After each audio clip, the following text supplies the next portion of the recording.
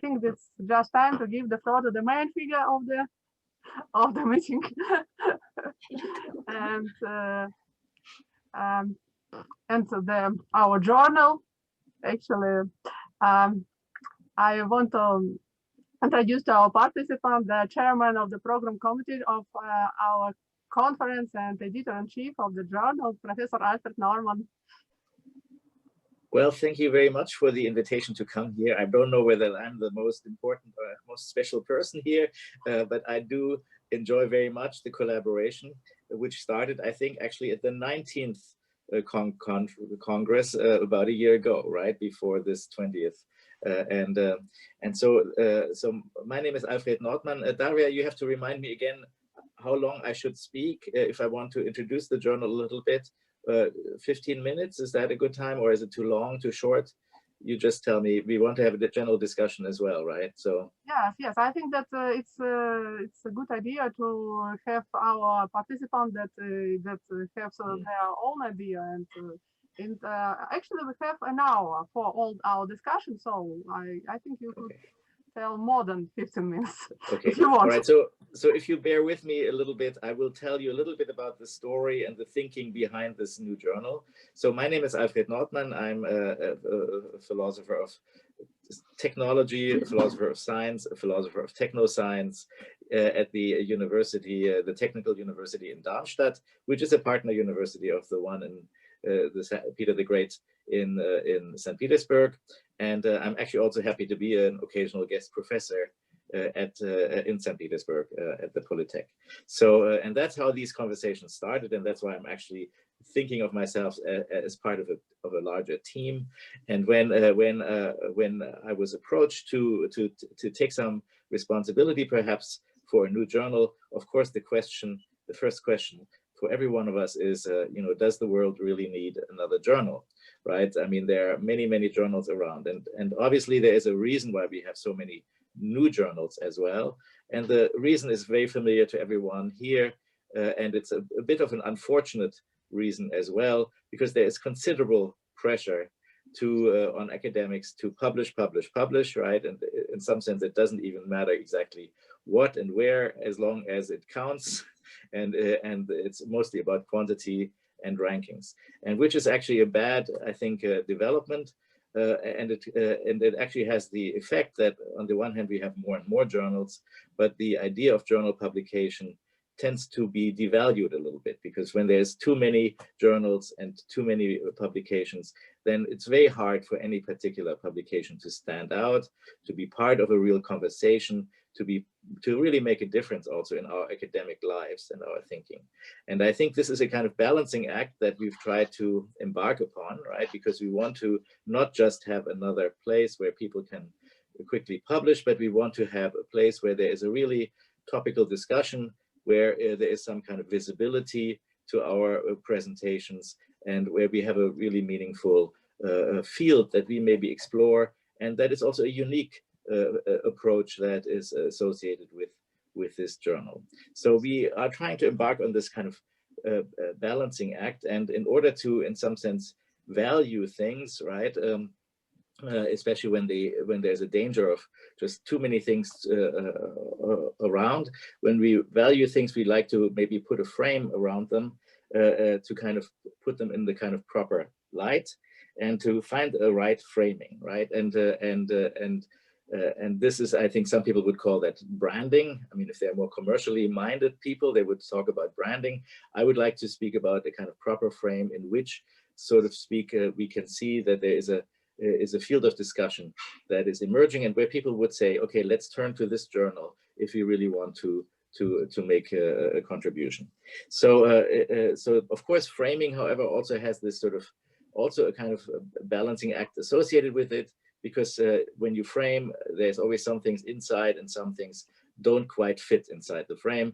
And we have to be sure that we kind of, again, strike the right balance between being liberal, because we want to include our peers, our colleagues, the people we are in discussion with, but at the same time, we can't also be totally indiscriminate and just leave, it's not the same as a conference proceedings, for example, where basically there's an invitation for every participant in the conference to publish in the journal or something like that. So we have to kind of find the right balancing act and make it a serious kind of thing. And I think we got to quite lucky. And that's one reason why I'm also so involved. And that's maybe one reason why Daria is now saying that I'm sort of an important player, because I've actually gotten to be quite engaged in this project, because I really think that we got very lucky with finding a topic which is very inclusive and which includes actually also many of us. I mean, I'm using this us quite deliberately, this group of people that is assembled here. So it's a very inclusive kind of topic. At the same time, it's also, it asks the real questions, and I think we can clearly see whether or not something is on the topic of technology and language or not. So there is a real field of questioning that is opened here, but it's a very diverse field. And actually to discover the connections between the various kinds of dimensions that we have here, the various kinds of questions we might ask, is actually going to be part of the challenge and also part of the enjoyment. I'm actually looking forward to actually seeing what kind of things can be published, can be developed under this heading of technology and language. And so it's very broad, it's inclusive in that sense, but it's still a specific topic, a specific question, and it is also, I think, intellectually really interesting, because many of us maybe see this connection at various levels between technology and language, and we might be curious to see how these connections are being made at these different also levels of abstraction, when philosophers and linguists and cultural historians and engineers and so forth talk about these questions. And the other way in which we are really quite lucky is that, as far as I can tell, there is no real competition for this journal. Obviously, there are many journals on linguistics, on language teaching, and so forth, and many of them will also include questions of technique and technology, broadly speaking, when you teach languages, for example. So there's a lot of that, but at the same time, and there are also, of course, journals in the philosophy of technology or the history of technology and so forth. So there are lots of also cultural studies journals, but I don't think there's any journal that really looks at this kind of has this kind of focus. So we have, I think, in some sense, a really nice frame, and now how do we go about establishing it, right? And that's the next step. And so I'm still just reporting about the story, about the history, and in a moment I'll be becoming a bit more topical. But the framing that we decided upon is a bit unusual, but I think it makes a lot of sense. Okay, so I should tell you about our very first issue. Okay, the very first issue might strike some of you as maybe not quite serious enough, okay, because we think a new journal, we think peer-reviewed research publications, or 20, 30 pages long, whatever, which make a substantial contribution. And we decided to take another route for the very, very first issue, only for that issue. It's not going to be a signal for the whole time, right? But this is just to make an opening, to make an entrance, you might say.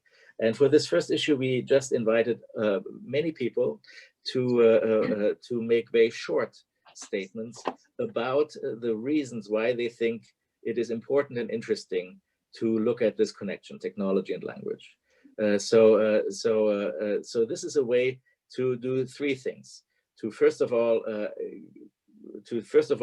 show and showcase in one single issue the interdisciplinary breadth of the journal. So in that first issue, we have philosophers of technology, philosophers of science, of course, we have linguists, we have people who are studying multilingualism, we have anthropologists, we have historians, and we have actually two engineers contributing, and someone from theater and cultural studies and so forth. So there's quite a breadth of participation in this very first journal, and we have it right there in front of us to see just how many disciplines can be involved. And I'm sure this doesn't exhaust it yet, but it shows it gives an indication. Secondly, I think it was also really important to establish right from the beginning that as any any journal that defines itself through a kind of theme, a kind of a field of questioning that we want to work on together, has to be genuinely cosmopolitan, has to be international, not just interdisciplinary. And so, we are very lucky to have contributors from the United States, from France, from Austria, from, and of course, Germany, and from Israel, and from Russia, of course, quite a few from Russia, quite a few from Germany, but also quite a few from China.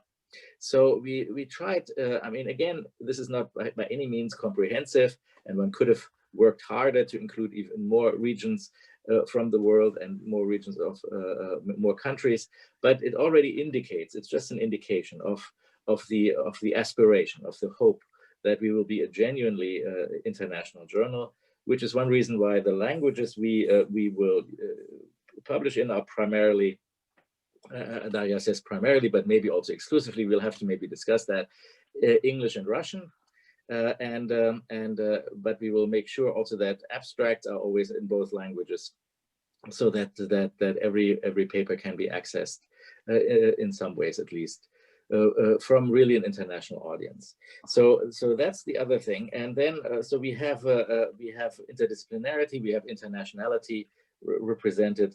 We have also the kind of mixture between taking a kind of historical perspective, which is something that humanities, social science scholars would always like to do, but at the same time address, of course, issues of extremely strong contemporary relevance, even urgency, right? And Daria was pointing out at the very beginning of this meeting here that we are working with a kind of strange format of video conferencing, and we are all not used to it, and we are not sure how it can work and how it can ever substitute for face-to-face engaged encounters, and it may not ever be able to do that.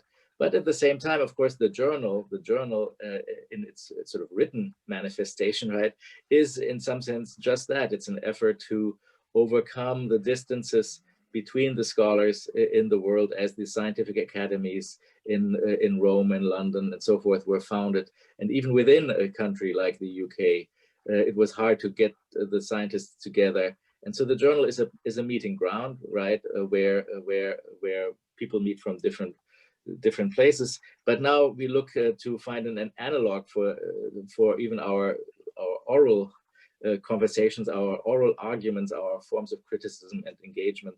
And we are not sure whether it can work, but this is already kind of, we are looking at a new technological condition, the video conference as a kind of, broadly speaking, vague analog to the journal as a kind of print format. And we have a different technology, we have different demands, and we are learning different ways of interaction that come with that.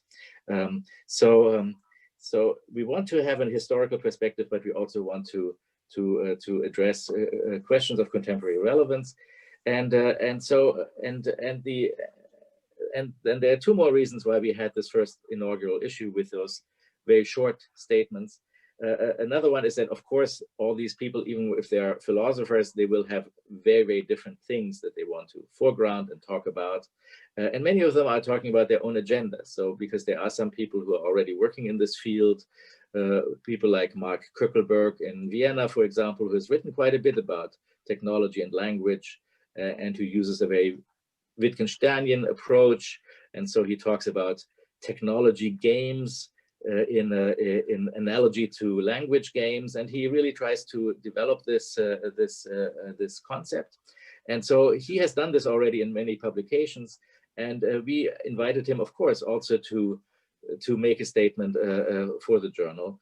And so he and others who are already working in some aspects of this field on material hermeneutics and whatever the labels might be, we invited them to also kind of leave an imprint on this first issue, to again sort of show the breadth of topics and the engagement of all these people, who some of whom of course have also larger kind of schools of students who work with them, and we want to be inclusive of all those people from the beginning. But then there's a final reason, and the very final reason is just, again, a kind of branding reason. So if you speak about establishing a new journal, it does help to have also reasonably, let's call them famous people. I mean, I'm not sure how famous any philosopher of technology is or any linguist is. I think we are not really famous people, but in our fields we have names, and so it's of course great to have Larissa Aronin, who is here today, or someone like Mark Kuckelberg or Don ID and or Tim Ingold, the anthropologist, making contributions to this first issue, and with the kind of big names that we introduce, that might be a way to establish the frame in which we want to continue working. So I've said quite a bit about this first issue, but it is only the first one, and I think we are almost finished with it. I mean, we are working on it very hard right now to make the final edits, but I think there is a real expectation that it will come out still in the year 2020. So I think we'll manage that. But then let's look into the future, and the future is, of course, that kind of open future that all of you will be also engaged with and invited to contribute. So for the future, I think we've developed the following very simple kind of scheme, where I think we're looking at about 4 issues per year. There are online issues, online publications, but we still want to kind of maintain this this ideal from the print journal that it sort of all appears at once, sort of as a package. And I know there are some online journals which are basically switching into a kind of mode of continuous publication, and every week a new paper or a new chapter appears. But I think we would like to kind of present 4 different issues every year, and so there'll be also the appropriate announcements that come with that. And each particular issue will be a mixture of, on the one hand, a kind of special topic, which is also guest edited by some of our colleagues, some of whom are collected here or assembled here today. So we'll have some special topical issues, and we're always looking for new themes. And I may tell you just a little bit about that in a minute.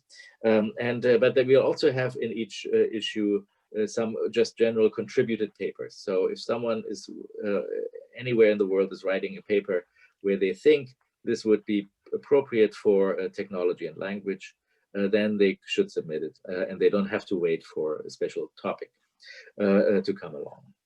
So this is the general idea, and of course we all hope that, as with any journal that really gets going and that really establishes itself, that sooner or later we don't have to work very hard to encourage submissions, because people will just want to come to us, and also with the special guest edited topics, we are hoping that sooner or later we will have a lot of suggestions what we can do, and who people volunteering to take the lead. For the first year, we weren't so sure that we wanted to kind of steer the process a little bit and make sure that we have something in place. So we've been maybe a bit more forward in terms of organizing it. But I think you're probably all familiar with the call for papers that we sent around just a few days ago on some international listservs, where the first 4 issues for next year are announced, right? And so we have one called, tentatively called, In the Beginning Was the Word, and it's about the word as a technical artifact, and you'll find a quick description of it in this call for papers, and Daria and myself are the editors of that, and we are still looking for contributors, quite honestly. I mean, there are some good papers already in the pipeline, but there could be more, and it is a kind of engaging, almost I would say a kind of fun topic to think about, and we could imagine very diverse contributions in an interdisciplinary way, as we might speak about on the one hand things like formal ontologies, you know, that are being developed to a kind of as a kind of technology of naming things for the purposes of data processing. So there's a very important activity which is much studied, and lots of people are interested in that. But there's also, of course, the idea of the keyword, the password, as a kind of technology that unlocks things for us or encrypts them in some ways. And there is also the historical trope that we know from fairy tales and myths, that the redeeming word, the word that will, if you find the right word, you will be saved, and so forth and so on. So there's a lot of interesting stories to be told here on this topic, and we are working on that. And then afterwards we'll have a special issue again. I think Dimitri or Anna might be here, who are the guest editors, on forensic examinations, we have called it, terms and techniques, especially regarding now a very special kind of field of forensic science, forensic research, which has different kinds of linguistic dimensions. And again, we might look at these various dimensions.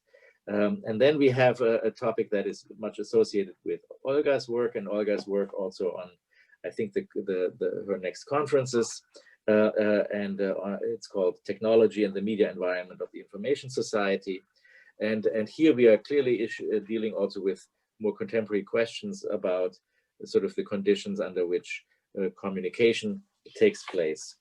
And then we have finally a guest edited issue, guest edited by Alexander Nestorov, on technology as language. It's called Understanding Action in a Technological Condition. So it has a lot to do with theories of action and in the context of basically kind of hermeneutics of action, trying to understand symbols and as kind of tools of labor and tools of knowledge, as they are sort of translated into action. So anyhow, I don't need to go into the very specific themes. I just want to say there are lots of them out there. And we have a whole long list of things that one could be doing under this rubric. You'll see behind me a kind of very obvious way in which we can look at technology and language, right? All the technologies of printing, of typesetting, typography, of, in some sense, really communicating the word. We are thinking of a special issue maybe on the whole question about how to, for example, exhibit literary works like the Dostoevsky Museum in Petersburg, where there are all kinds of technologies used. How do we convey writing and the practice of writing in a museum setting, right? There is a technological question right there. So we might, of course, have all kinds of issues regarding science fiction. I mean, there is a clear way in which we have a meeting between technology and language. We have a large sort of maybe more than one special issue ahead of us regarding what you might call the philosophy of multilingualism, sort of the question of how do we negotiate a contemporary modern world which is defined by multiple languages, and there are different kind of technological challenges associated with that. I mean, first of all, how do we make sense of languages? How do we organize signs and symbols in a multilingual environment?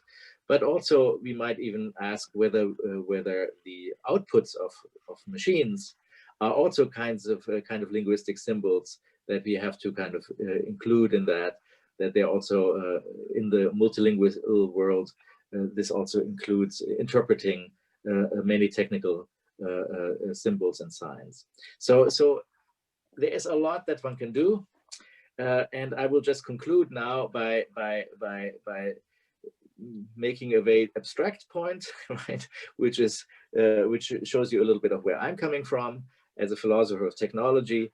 I've always been thinking that language is our ways in which we organize relations to other people, right? And technology is the way by which we organize relations to things.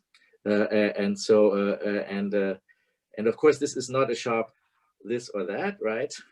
I mean, these two spheres of how to, when we organize our relations to other people, we need technology for that. And it is a material practice, and vice versa, right? When we organize our relations to things and organize our world in terms of building and making, this does include all kinds of communicative practices, and in this kind of way of making and building a world, we use grammars. I talk about grammars of things, principles of composition, which have a very linguistic kind of structures. And so there is, in some sense, from the very beginning, philosophically speaking, I would say, a close affinity between language and technology. So I think there is just it's a really fascinating, rich field, and I think we don't have to worry about having really great discussions within the frame of this questioning. When we talk about larger questions like questions of communication, questions of education, they have obviously so many points of contact with technology and language that there'll be, I think, many ways to incorporate papers from those fields. At the same time, of course, not every paper about education is a paper about technology, right? And not every paper on communication is a paper about technology. So I think we need to make sure that there is still some connection, technology and language always involved, but that's not much of a constraint. I think we are still in a very liberal kind of environment when it comes to that, and we can we can sort of make contact and include many discourses that are going on in St. Petersburg and elsewhere. All right, so I talked too much after all, so but I hope I gave you a bit of a feeling for what lies ahead.